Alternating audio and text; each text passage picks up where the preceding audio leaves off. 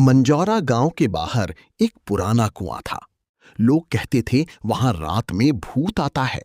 सुजीत, शिवम और मंशु को भरोसा नहीं था। एक रात तीनों टॉर्च लेकर वहां पहुंच गए। अचानक पायल की आवाज आई, छन छन छन।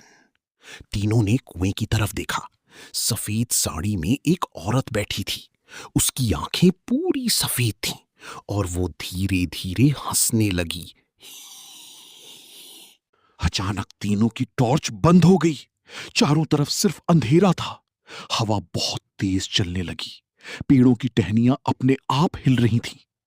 तभी कुएं के अंदर से किसी औरत के रोने की आवाज आने लगी। मुझे छोड़ दो, सुजीत कांपते हुए बोला। भाई, यहां से भागते हैं। लेकिन तभी जंगल में किसी के दौड़ने की आवाज आने लगी। धप धप धप। ऐसा लग रहा था जैसे कोई बहुत तेजी से उनकी तरफ आ रहा हो। मंशु डर के मारे रोने लगा।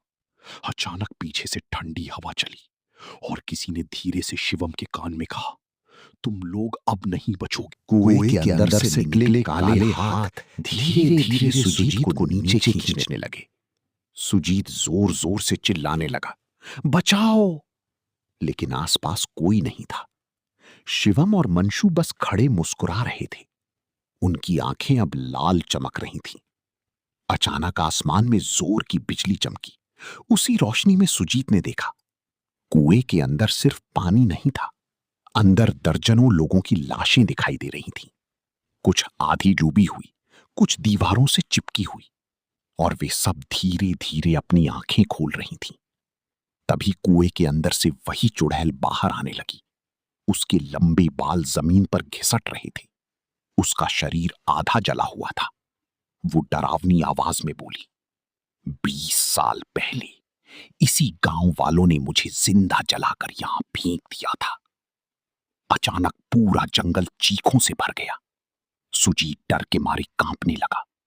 चुड़ैल धीरे धीरे उसके करीब आई और बोली, लेकिन मैं अकेली नहीं मरी थी। तभी कुएं के अंदर से छोटी बच्चे की रोने की आवाज आई, मां!